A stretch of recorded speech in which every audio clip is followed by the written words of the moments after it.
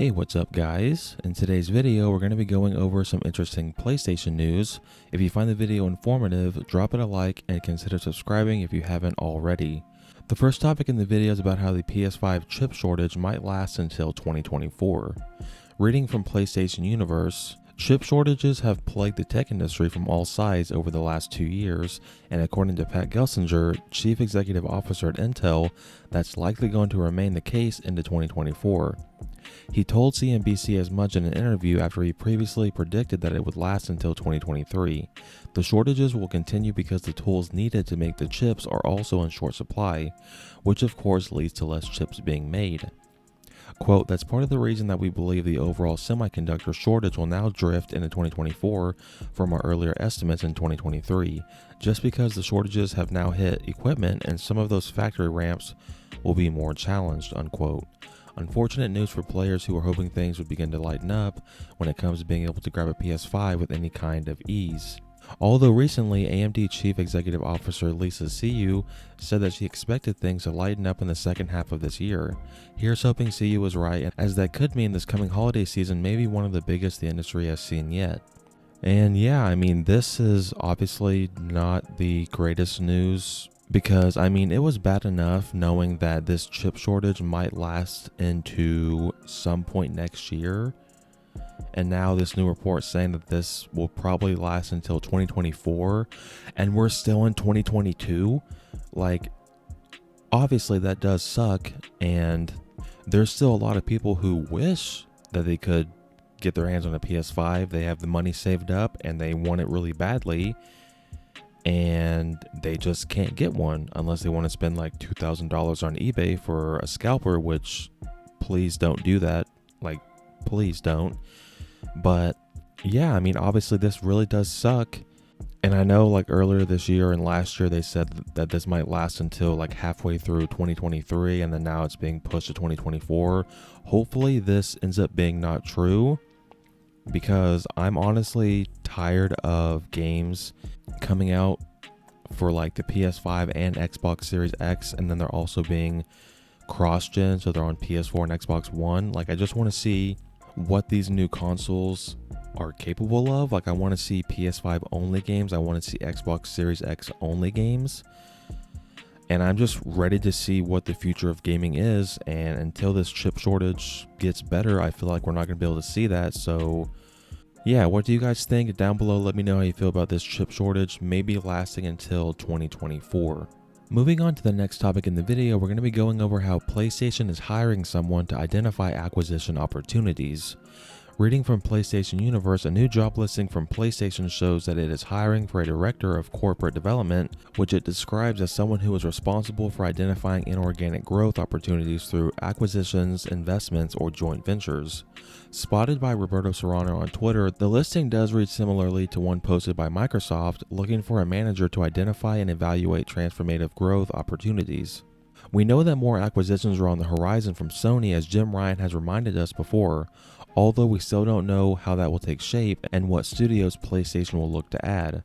Haven Studios was the most recent addition to the PlayStation Studios family, though it is difficult to say who might be next. Before that, it was Bungie, and before that, Housemarque. Needless to say, it looks like a role such as this is becoming more important for large publishers to have.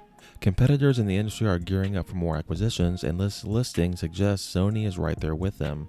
So yeah, I mean, this shouldn't come that big of a shock to anyone. I mean, the fact that Sony is looking to hire someone to mainly look after Sony's acquisitions and like who they should acquire, who they should be investing in. I mean, Sony's a business, so them hiring for a certain position, I mean, that shouldn't be shocking in and of itself. And I mean, yeah, I mean, Jim Ryan did confirm back whenever the news broke that Sony acquired Bungie.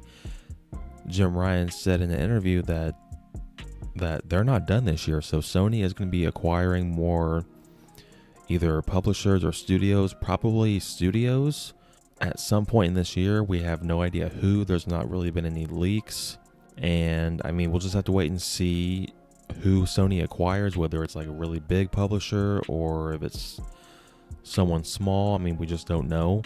And yeah, I mean, whether or not you guys like this or not, it looks like they're going down that road with competing with Microsoft to acquire pretty much whoever they can in order to make sure that those games and IP is available on their said platform. And I've always said this, as long as Sony doesn't just acquire someone just so that their games are on PlayStation, I hope they don't really do that.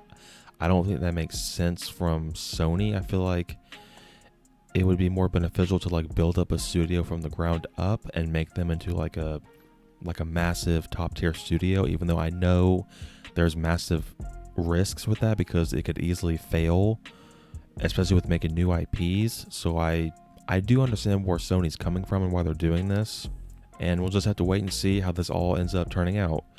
But what do you guys think? Down below, let me know how you feel about PlayStation is hiring someone to look over the acquisitions and investments for Sony. Moving on to the final topic in the video, we're going to be going over an update for Gotham Knights. Reading from PlayStation Universe, Gotham Knights rated in Taiwan for PS5 and Xbox Series X, last gen versions not mentioned. WB Games Montreal's Gotham Knights has been rated in Taiwan, although curious it's only been listed for PS5 and Xbox Series X. Hopefully this isn't an indication that the PS4 and Xbox One versions are in trouble, but still worth noting. The rating isn't surprising considering the superhero title now has a release date locked down for late October, so it's going to be submitted for ratings ahead of launch in various regions. So yeah, I mean, it's not the biggest update for this game, and honestly, me personally, I'm not too excited for Gotham Knights. I mean, I might check it out maybe if it has good reviews when it comes out later this year, but apparently, I mean, I'm pretty sure the game still is coming out on PS4 and Xbox One. I mean, I could be wrong. I don't know that it is going to be like a current gen exclusives for PlayStation and Microsoft. I mean, so maybe it's just like they didn't update the ratings for the last gen. I mean, I kind of hope that this game only comes out on PS5 and Xbox Series X because I just want us to move forward with the current gen.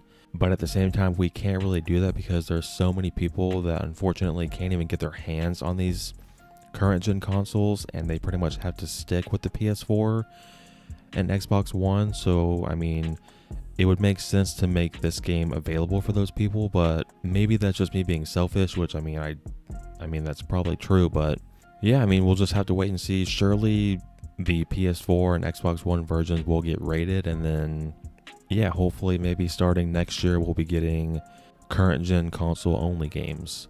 But what do you guys think? Down below, let me know your thoughts on Gotham Knights only being rated for the PS5 and Xbox Series X. Thank you guys so much for watching this video. I really appreciate it. If you enjoyed it or found it informative, drop it a like and consider subscribing if you're new by turning on the post notification bell so you don't miss my next upload. Until next time, guys, take care.